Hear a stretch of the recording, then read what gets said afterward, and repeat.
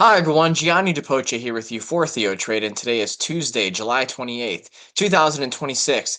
It's a bit of a split tape here today in stocks. You do have the S&P and the Dow up on the day. NASDAQ is down for now, but it is well off the lows of the day. However, I'm getting to the point where I have pretty much seen enough of the downside in this market. I think that the risk reward is starting to flip back in favor of the bullish case. And this is a bit of a shift for me because for the last 2 weeks here at TheoTrade, I have been speaking to the downside risks in this market, but there is a tendency for stocks to correct through time instead of price. And it's not really just stocks. I mean, that principle is applicable to any market up there. But one of the things that I am most intrigued by here today is how the S&P, the futures, never took out that low from last Thursday. Now you're seeing a little bit of a fade off the highs of the day, but you can make a strong argument that you've put in a couple of higher lows on the intraday time frame. So this gives the Bulls something to work with here in the near term, as long as they are defending the $7,400 level. You have to at least be open-minded for the bullish case. And meanwhile, the S&P never made new lows. The NASDAQ did, and the NASDAQ also took out these lows from mid-June. That has my attention as well. You're not seeing leadership come in from tech just yet, but let's not pretend like there are no catalysts for a return of tech leadership as soon as this week, considering you have mega cap tech earnings from stocks like Apple, Meta, Microsoft, and Amazon. Those could all easily have a positive earnings report and send tech heavy stocks or just the tech heavy indices soaring. So I'm watching this pretty closely here, and then you look at the Dow.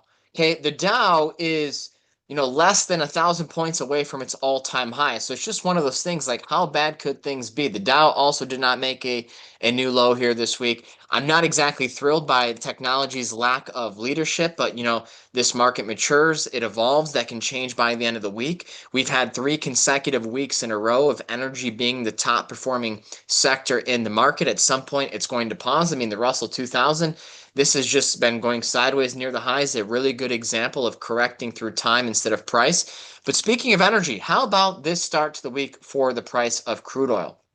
I mean, you were down 7-8% yesterday. You gapped down. You're down 4.5% here today. And we only have a few days left of the month of July. And I always say one of the big sins of trading is to make judgments on incomplete candlesticks or incomplete bars. And so, if you were looking at crude oil coming into this week, you would have seen it at the highs of the month. Like, oh my, we're going back to new all-time highs before you know it.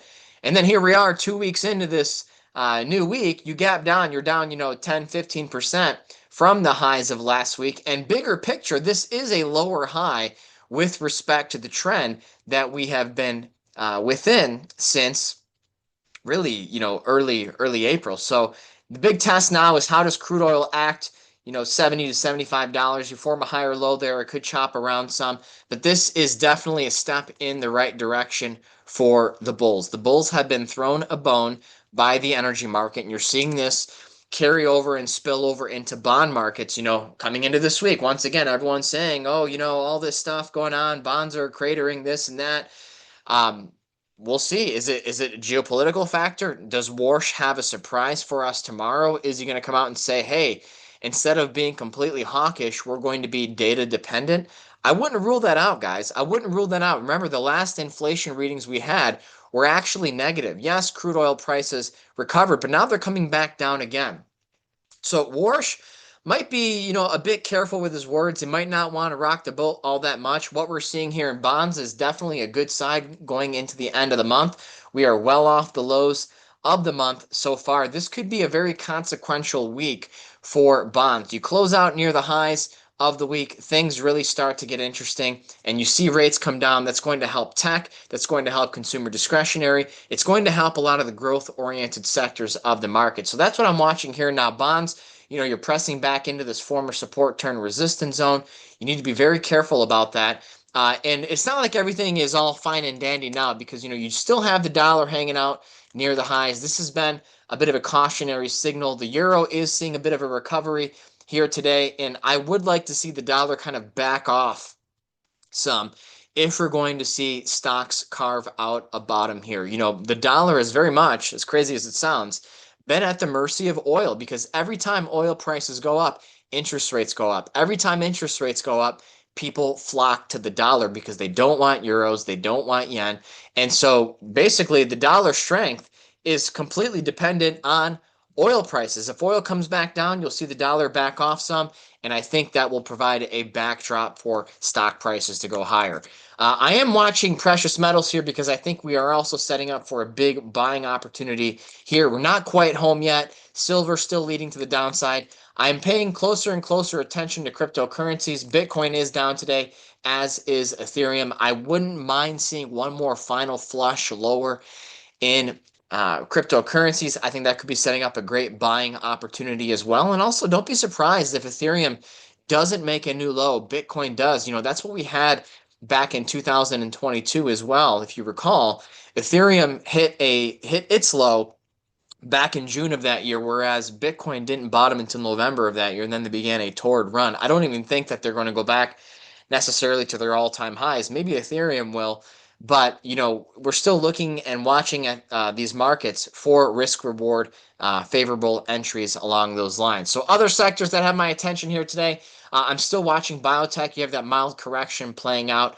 I am watching this carefully because I do think that biotech is home to some tremendous opportunities. Semiconductors still lagging the overall market, but sentiment has become very sour in this space. I don't even think that this is going to be the place to be necessarily going into the end of the year. I think this is going to be dead money for the rest of 2026, but that doesn't mean that tech is going to be that way. And I'm looking specifically at the software sector here. We've been talking about software a lot. The narrative has been, oh, AI is going to destroy software. And I think that's true to an extent. The software companies that can leverage AI the most are going to be the winners. If they are adding value in this world of AI, then they will survive. Not just survive, they will thrive. The redundant software companies, they're going bye-bye and good riddance. And so, in the trade desk, in the main Theo chat room, we have been talking about the favorable risk reward setup in names like Salesforce. We've been long Salesforce. Salesforce has had a really strong run over the last 3 days and a really good start to this week. And basically, it was centered around looking at the long-term chart for Salesforce, calibrating the risk reward, seeing that, hey, if this stock's really going to break down, I don't want it, but you're sitting at levels that, buyers have stepped into play to buy this stock going back as far as 2018 into 2020, then again in 2022. We came home again. This is a mega cap blue chip Dow 30 stock that's not going bankrupt tomorrow. And, does it run back to its all-time highs? I mean, looking at a stock of this size and magnitude, that could potentially double. My target on Salesforce is here at 360. So there's a lot of opportunities in this market. It's no longer a tape where you can buy some, crappy downtrodden name and expect a 50 to 100% return. No, you have to be selective. You have to be very careful. Let's see what Fed Chair Warsh has in store for us tomorrow, and let's see what the mega cap tech earnings in names like Apple, which by the way is at a new all-time high today, Meta, which I still think is carving out a very important low. I think Meta is a stock that's worth more than $1,000. Amazon still trying to find its mojo, would definitely benefit from lower interest rates. And of course, Microsoft, a big player in the software space. This is why I'm looking at that. Everyone hates Microsoft now. They're saying it's redundant.